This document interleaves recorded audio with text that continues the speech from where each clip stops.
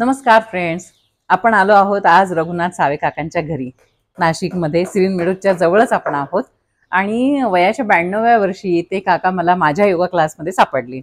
हलासनापासून सगळी आसनं एकटी इतके छान पद्धतशीरपणे करतात. माझ्या मॅटच्या समोर त्यांची मॅट आहे, त्यामुळे मी रोज त्यांना पाहायची आणि विचार केला की हे 92व्या वर्षी इतके ऍक्टिव्ह आहेत, तर आपण त्यांच्याशी जरा गप्पा मारूया, बोलूया, त्यांचा दिनक्रम कसा आहे ते समजून घेऊया, त्यांच्या आवडीनिवडी, छंद ते समजून घेऊया आणि त्यांच्या दीर्घायुष्य आणि निरोगी निरामय आयुष्याचं रहस्य काय आहे ते समजून घेऊया, जेणेकरून आपल्याला सुद्धा एक ऊर्जा मिळेल, आपल्याला एक प्रेरणा मिळेल की काय करू नये, काय करावं आणि कसं करावं हे जाणून घेण्यासाठी आज आपण त्यांच्या घरी आलो आहोत. त्यांच्याशी आपण गप्पा मारणार आहोत, पण एका छोट्याशा ब्रेक नंतर. बाय काका. नमस्कार. नमस्कार. कसे आहात तुम्ही? चांगले, मजेत आहे. योगाच्या क्लासमध्ये आपली भेट झाली. तुम्हाला हलासन करताना मी पाहिलं. आता या मी तुम्हाला करायला सांगणार आहेत काही आसनं. म्हणजे आसनं आम्हाला पाहायची पण आहे तुम्ही कशी करता ते, पण तुमच्या एकूण फिटनेसचं रहस्य काय आहे? या वयात तुम्ही इतकं छान योगा करता. माझं वय आता 92 चालू आहे आणि सगळ्याच लोकांना माझं 92 वय हे कौतुकाचं वाटते, पण मला भेटणाऱ्याला प्रत्येकाला मी सांगतो की आता वय वाढलेली आहेत, तेव्हा मरणं आपल्या हातात नाही, म्हणून तुम्हाला पण जगावं लागणार आहे. तेव्हा देहाची काळजी घ्या की ते सुदृढ राहिलं पाहिजे. तुम्ही स्वतः काय काळजी घेता? मी स्वतः काळजी घेतो म्हणजे माझं मत असं आहे की आपण ज्या अर्थी व्यायाम केला, योगा केला की ज्या अर्थी तब्येत चांगली राहते, त्या अर्थी कामं केली तर राहणारच ना. कामाने व्यायाम होतो. मग कामाच्या बाबतीत बऱ्याच लोकांना आळस असतो, काही लोकांना कामाचा कंटाळा असतो का मी काय एवढं काम करायचं. पण मला परिस्थितीच अशी झाली की मला अगदी लहानपणापासून खूपच कामं करायला लागली, अगदी गोठ्यात शेण गोठा वगैरे वगैरे, पण मला पर्याय नव्हता आळस करायला, त्यामुळे ती मला करावी लागली. आणि त्यामुळे कदाचित असेल की मला आतापर्यंत सगळी कामं करता येतात. आता काय काय कामं करता तुम्ही? आता मी घरातलं सगळं जेवण असते ते बाई स्वयंपाक असतो, ती जेव्हा रजेवर असते तेव्हा मीच करत असतो. आणि हे घराची साफसफाई, आणि ही मांजरे आमच्याकडे 5 आहेत, एक कुत्री आहे, तर त्यांचे उपद्रव चालू असतात, मग त्यांचे उपद्रव सांभाळायचे. आणि घरात तसं मी कायम एकटाच असतो. मुलगा माझा त्याच्या ऑफिसला जातो, एअर कंडिशनिंगचं काम त्याचं आहे, त्यामुळे मला एकटा राहायची सवय आहे का? पूर्वी मी एकटा कधीच नव्हतो, कारण माझं सगळं सामाजिक योगदानातच वेळ गेला, काळ गेला सगळा. कुठल्या कुठल्या स्वरूपाचं सामाजिक काम केलं तुम्ही? मी सामाजिक कामं इतकी केली की आता आमच्या गावात प्रत्येक गावात शेतकरी सोसायटी असते. आमच्या गावामध्ये शेती सोसायटी होती, त्याच्यात सामाजिक वाद झाला, आमचा समाज त्याच्यात बाहेर पडला गेला. मग सोसायटी शिवाय तर शेतकऱ्याचं चालत नाही. नवीन सोसायटी काढण्याच्या बाबतीत मी गेलो तर मला सांगण्यात आलं की एक सोसायटी एका गावात, दुसरी सोसायटी काढता येत नाही. मग आता सोसायटी शिवाय कसं काय राहणार. मग मी त्या आमच्या जुन्या सोसायटीचे बॉयलर्स वाचले आणि ते फार जुन्या काळचे होते. आता शेतीमध्ये जी काही सुधारणा झालेली ती त्यांच्यामध्ये काहीच नव्हती. मग मी आता नवीन पद्धतीने बॉयलर्स तयार केले आणि ते बॉयलर्स घेऊन मी त्यांच्याकडे गेलो आणि मी म्हटलं मला अशी सोसायटी पाहिजे. वाचल्यानंतर ते एवढे खुश झाले की ते म्हणाले की तुमची सोसायटीला आम्ही मंजुरी देणार, आणि मंजुरी दिली. आणि महाराष्ट्रात एकमेव ती आमची सोसायटी आहे. शेतीशिवाय शेतीला लागून काय काय धंदे करता येतील, मत्स्यपालन, दूध दुभते, कोंबडी पालन वगैरे जे उद्योग, ते पण मी काढले. शेतीमालाच्या उत्पादनात काय काय करता येईल ते पण माझ्या बायलॉज मध्ये असल्यामुळे त्यांनी माझी सोसायटी लगेच रजिस्टर करून दिली. आणि कोणाला लागली तर आमच्याकडे ते पाठवतात की यांच्याकडे जा, तुम्हाला नवीन सोसायटी पाहिजे यांच्याकडनं मिळेल. तर मी इथे आलो आणि 12-13 वर्ष तरी मला चेअरमन ठेवला होता.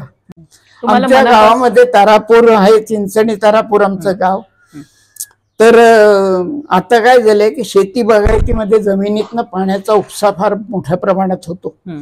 तर आमचा गाव इतका उपसा झाला की ड्राय झाला आणि खारं पाणी यायला लागलं. मग मी ते सोसायटीच्या मार्फत जिथे समुद्राचं पाणी आत जातं आणि पावसाचं पाणी बाहेर जातं अशा ज्या रस्त्या झालेल्या असतात त्याला खाजण असा शब्द आहे, खाजण. त्या खाजणात खारं पाणी शिरतं त्या आतपर्यंत जाते आणि मग ओढणी झाली का बाहेर जाते. त्या विषय तर मी तिकडे बांधारा बांधायचा ठरवला, नाही गोडं पाणी अडवायचं पावसाळ्यात आणि खारे पाणी आत येऊन द्यायचे नाही. तर शासनाने त्याला पण मंजुरी दिली, पण गावातले इतर लोकांनी काही ऑब्जेक्शन घेतली. मग आम्हाला मर्यादित स्वरूपात तो बांधारा करावा लागला. अशा स्वरूपाची वेगवेगळी सामाजिक कामं करत आलेले आहात. कदाचित ती तुमची ऊर्जा पण असेल. तुम्हाला स्वतःला स्वयंपाक पण येतो का? मला असं कळलं तुम्ही स्वयंपाक करता. हो, काय मला आवड पण आहे. काय काय बनवता? काही करायचं असलं तर भाज्या काही आम्ही आता शेतकरी आहोत, आम्ही नॉनव्हेज पण खातो. त्यामुळे नॉनव्हेज मध्ये माशामध्ये ओले मासे, सुके मासे, मग प्रत्येकाची पद्धत वेगळी असते. आणि आम्ही कोकणातल्या आमच्या समाजाची जी भाजी आहे त्याचं जरा बाहेरचे लोक कौतुक करतात. कौतुक कशासाठी की मी एक बहिशाल व्याख्यान मला चालवली 18 वर्ष. तर त्या व्याख्यानासाठी जे व्याख्याते यायचे ते माझ्याकडेच उतरायचे आणि माझ्याकडल्या जेवणावरती त्यांना एवढं पसंत पडायचं, माझ्या बायकोचं खूप कौतुक करायचं. त्यामुळे तिला व्याख्यात्या जेवायला असला की कंटाळा नाही वाटायचा, कौतुक होते आपलं. तर आमच्या समाजाचा एकच मसाला आहे, त्याच्यामध्ये सगळी मिश्रणं असतात. त्यामुळे हळद, तो मसाला, तेल, मीठ टाकलं की भाजी तयार. दाखवीन मी तुम्हाला मसाला. तुम्हाला स्वतःला काय खायला आवडतं? काय तुम्हाला स्वतःला काय जेवायला आवडतं? मी सगळंच खातो, म्हणजे कुठलाच पदार्थ टाळत नाही. कारण अलीकडे मोबाईलने आपल्याला मोठी एक मास्तरकी शिकवले की काय काय खाल्लं तर कशामध्ये काय काय असतं, याच्यात काय काय असते, त्याच्यात काय. तर त्याने प्रत्येक पदार्थामध्ये एक वेगळी शरीराची गरज भागवण्याची शक्ती असते. असं असल्यामुळे मी त्याच्याकडे चव न बघताना हा पदार्थ आपल्या देहाच्या कामासाठी आहे असं समजून मी प्रत्येक गोष्टी त्या आवडीने खातो. कामं, घरकामं सुद्धा करताना आपल्याला कोणीतरी कामं लादल्यात असं न म्हणताना आपण ज्या अर्थी व्यायाम करायला जातो, योगा करायला जातो, तशी मी कामं ही व्यायाम समजतो आणि करत राहतो. नव्या पिढीला काय सांगाल तुम्ही? नव्या पिढीला सांगेन असंच की आत्ताची जी नवी पिढी आहे त्यांच्याबद्दलच्या ज्या तक्रारी येतात तर त्यांना पूर्वीच्या मनाने आता स्वातंत्र्य खूप मिळालंय, शिक्षणाची भर पडलंय, त्यामुळे त्यांना एक प्रकारचा आत्मविश्वास आलाय. पण त्याच्याबरोबर नवीन सुधारणा ज्या झाल्या, विशेषतः मोबाईल आला, त्याच्यामध्ये नवीन पिढी अडकली आणि त्या मोबाईलमुळे सुद्धा इतर गोष्टी पुष्कळच त्यांच्याकडे विषयाला तयार झाल्या. तर त्यामुळे त्यांचे खाणी खूप तयार झाली हॉटेलची. आणि दुर्दैवाची गोष्ट अशी आहे की मिश्रण नाही कशात असे पदार्थ काहीच मिळत नाहीत. दूध सुद्धा भेसळीयुक्त दूध मिळते आणि जे रेडीमेड पदार्थ हॉटेलमध्ये मिळतात हे सुद्धा सगळे मिश्रणाचे असतात असा माझा पक्का विश्वास असल्यामुळे मी हॉटेलचं काही खाणं अगदी चाखण्यापुरतं खातो. बाकी त्याने आहार त्याचा घ्यायला माझी प्रवृत्ती नसते. त्याच्यामुळेच तुमची तब्येत छान राहिली ना. 92 वर्ष तुमचं आहे, तुम्ही छान स्वच्छ ऐकायला येतं तुम्हाला मी काय बोलते ते. छानपैकी योगासनं करता, छानपैकी घरातली सगळी कामं करता, तुमची सामाजिक बांधिलकी आहे, तुम्हाला कुत्र्या मांजराची आवड आहे. आता आपण गप्पा मारतोय तर इथं पण एक डॉगी येऊन बसलेला आहे, आतमध्ये मांजरं खेळतातच आहेत. जगण्यासाठी स्वतःचे छंद आवश्यक आहेत असं वाटतं. केव्हाही माणसं एकमेकांमध्ये मिसळली की त्यांच्या पदरामध्ये खूप काही पडतं दुसऱ्यांच्याकडे. मी शिक्षक होतो, पण शिक्षक असताना मी नुसता शिक्षक झालो नाही. माझं शिक्षण आहे SSC, पण मी SSC लाच मराठी आणि हिंदी शिकवत होतो. तर मला परमेश्वराने अशी खूप मदत केलेली आहे असं मला वाटतं. मी त्याचा आभारी आहे. तर मी ठाणे जिल्ह्याच्या नाट्यस्पर्धामध्ये आमच्या तारापूरच्या गावाच्या महिला मंडळाच्या नाटकाला ठाणे जिल्ह्याच्या 18 नाटकामध्ये पहिला नंबर मिळाला माझ्या नाटकाला. आणि माझं दिग्दर्शन आणि नेपथ्य याचं खूप कौतुक झालं. रथक बक्षीस नव्हतं त्यांच्याकडे, आमच्याकडे पात्रांना बक्षिसं मिळाली.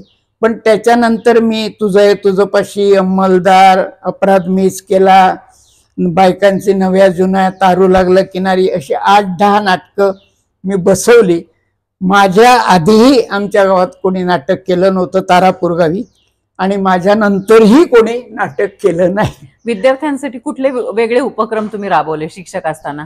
विद्यार्थ्यासाठी मला कथा सांगायची खूप आवड होती. त्यामुळे माझ्या पाठीमागे मुलं खूप लागायची की नाही आज सर कथा सांगा म्हणजे सांगा. मग मी त्यांना वार ठरवून सांगायचो की आज नाही, मी अमुक तासाला सांगेन. मग 8वीचा वर्ग असला तरी त्याचा अ ब क असतो, 9वीचा असला तरी अ ब क प्रत्येकाचे तुकडे असतात.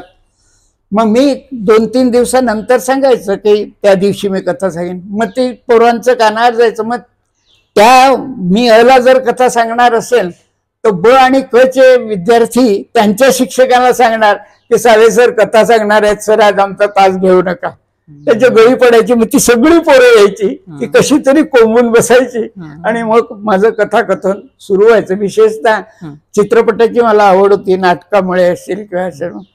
तर त्यामुळे मी चित्रपटाच्या गोष्टी जरा फार रंगवून सांगायचो माझ्या दृष्टिकोनातनं. त्याच्यामध्ये जे नेपथ्य वगैरे चित्रपटातलं असं ते पोरांच्या जवळ खूप भर पडायची. त्यामुळे तर तुमच्या गप्पांमध्ये मला एक जाणवलं बघा, तुम्ही करेक्ट करा मला. एकतर स्वतःचे छंद जोपासा, नंबर 2 बाहेरचं हॉटेलचं शक्यतो टाळा, घरचं खा, नंबर 3 घरातली कामं करताना हे तुम्ही एक व्यायामच करतात असं समजून. काम हे व्यायाम, कुठलंही काम करा, काम हे व्यायाम. आणि खाण्याच्या आवडी-निवडी ह्या आपल्याला नुकसानीत घालतात. प्रत्येक पदार्थामध्ये काही ना काही आहे. तर आपल्या पोटात तो पदार्थ आपल्याला गरजेचा म्हणून आपण समजायचं की त्याची चव उत्पन्न होते. आता एक शेवटचा प्रश्न विचारते. तुम्ही टेक्निकली पण साऊंड आहेत असं माझ्या लक्षात आलं. हो. जनरली या वयात लोकांना स्मार्टफोन वापरता येत नाही, युट्यूब बघता येत नाही, पण तसं तुम्ही सगळं करता. मी बघितलं तुमच्याकडे स्मार्टफोन आहे. मी हायस्कूलला 3.5 वर्ष शिक्षक पेशा केल्या. नंतर मी डायमेकिंग म्हणून आमच्याकडे धंदा आहे की ज्या सोन्या चांदीच्या दागिने होतात, जगभर जातात, त्याच्या डाई आमच्या चिंचणी तारापूरला बनतात. आणि हँडवर्क सगळं असते, म्हणजे इलेक्ट्रिसिटी नव्हती तेव्हाची गोष्ट. तर त्या समोर असल्यामुळे आणि मी शिक्षकी पेशा केला. तर आमच्याकडे माझे एक आत्याजी आले होते आणि आमच्याकडे अणुशक्ती केंद्र निघणार होतं, त्याची तयारी चालली होती. तर आमचे एक आत्याजी बोर्डीचे आले, शिक्षणाने कमी होते पण बुद्धिमान. तर तो म्हणाला की आपल्या समाजाने फक्त शेतीवाडीच किती दिवस करायच्या, आता अणुशक्ती केंद्र होणार, वीज उत्पन्न होणार आणि सगळीकडे फार चित्र बदलून जाणार. तर तुम्ही आता या क्षेत्रातनं बाहेर पडलं पाहिजे. माझ्या भावाला सांगत होते, मोठ्या भावाला. मोठा भाऊ म्हणाला की मला कुठे आता वेळ आहे. तेवढ्यात मी घरातनं ओटीवर बाहेर आलो तेव्हा माझ्याकडे बोट दाखवून सांगितलं की यांना सांगा तुम्ही. मग मला त्याने बोलावलं की आपल्याला आता असा विचार करा की आपला समाज मास्तरकी करतो, कुठेतरी सरकारी एखादी नोकरी करतो आणि शेतीवाडी करतो, पण त्याच्या पलीकडे गेलं पाहिजे. तर मी सगळं ऐकून घेतलं आणि मी शाळेत जाताना येताना माझा मित्र डायमेकिंग कामातच होता, ते इंजिनिअरिंग काम असते. तर रोज माझी शाळेतनं सुटलं की सायकल तिकडे उभी करायची आणि त्याला भेटायचं, जरा असं बोलायचं जायचं, कारण घरी गेल्यावर काम असायचं शेतीचं. तर त्याला मी म्हणालो की काय रे आपण कारखाना काढायचा का. त्याने हातातली हत्यारं बाहेर ठेवली ना, तू आत्ता सांग, आता तो शब्द फिरवायचा नाही, काढायचाच आणि याच्यातनं मागे फिरायचं नाही. कारण तो त्याला इंटरेस्ट होता, पण कोणावर कारखाना काढायचा त्याला प्रश्न होता. काढला का? तर आम्ही कारखाना काढला आणि आमच्या कारखान्याची वैशिष्ट्य अनेक प्रकारची. आता आमच्याकडल्या पूर्वी कारखान्यामध्ये आपण ऐकतो की कारखान्यामध्ये कामगारांच्या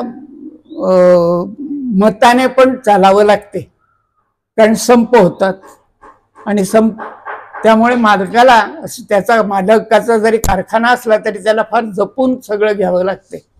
तर एखादा कारखाना काढला तर त्याचे जे प्रोडक्शन असते त्याचं ठरलेलं असते की त्या कामगारांनी आता कार बनवायचे आहेत, ते एका दिवसाला 50 कार बनतात, तर त्या कामगारांनी तेवढ्या काम दिलंच पाहिजे अशी त्यांची हे असते.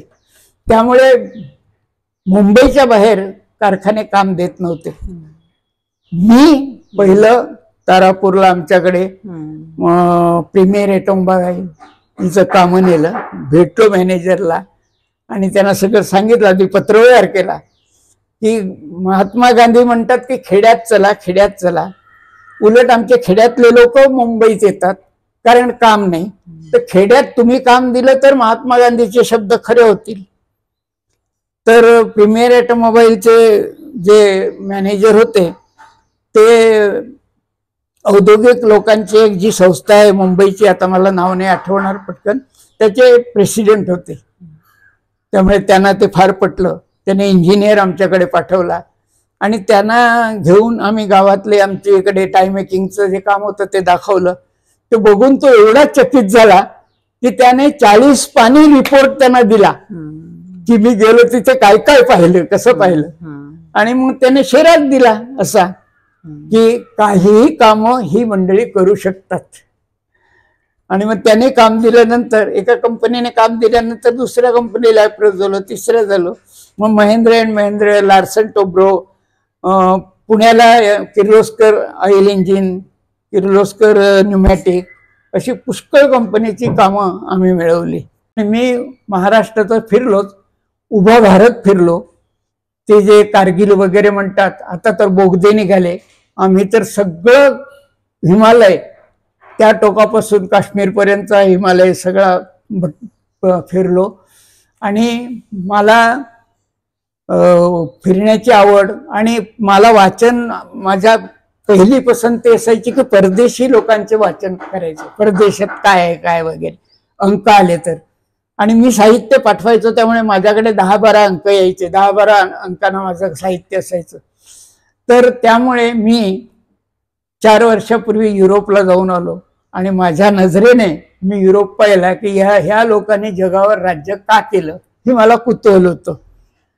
तर माझा मुलगा उलट मला म्हणत होता आता दुबई फार चांगलं आहे, दुबईला जाणं. मला म्हटलं माझाही गरज आहे की ब्रिटिश आणि युरोप एवढं पुढारलेलं का, ते त्यांच्या देशात कसे आहेत, काय सापडलं तिथे.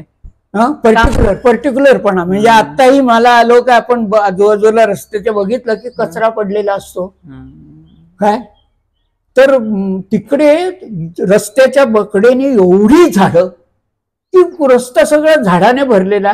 आणि कुठेही नजर टाका, कुठेही कागदाचा कपटा, प्लॅस्टिक, काही नाही. आणि सगळी स्वच्छता फार. आणि दुसरी गोष्ट अशी की आपल्याकडे पावसाळ्यात 2-3-4 महिने असतो, बाकी काय उन्हाळा असतो. तिथे मधून मधून पाऊस पडतो, त्यामुळे हिरवळ, सगळ्यात तजेलदारपणा हा पण फार छान त्यांना मिळालेला आहे. तर अशा बऱ्याच गोष्टी मला बघायला मिळाल्या. आणि माणसाचं की आपण गेलो तर आपल्याकडे लोकवस्ती पुष्कळ भारतात पहिल्यापासून असल्यामुळे प्रत्येक माणसाशी आपण काय बोलणार. तिथे रस्त्यावरनं चालणारी माणसं फार कमी, मुळात वाहनाने फिरणारी. पण रस्त्यावर बसणारा माणूस कुठलाही असेल तो भेटला की हसणारा आणि हाय करणार. तर हे त्यांचं मला गुणवैशिष्ट्य वाटलं की त्या परिस्थितीमुळे ती माणसं एकमेकाशी जोडलेली असतात. आता तुम्ही किती छान सगळा प्रवास केला. तुम्ही बोलत असताना तुमच्या चेहऱ्यावरचा आनंद आम्हाला सगळं काही सांगून जात होता. थँक्यू काका, तुम्ही आमच्याशी गप्पा मारल्या. पुढच्या भेटीत आपण अजून काही विषय कव्हर करू, पण तुम्ही आम्हाला वेळ दिला, मनापासून आभार. Thank you so much. थँक्यू.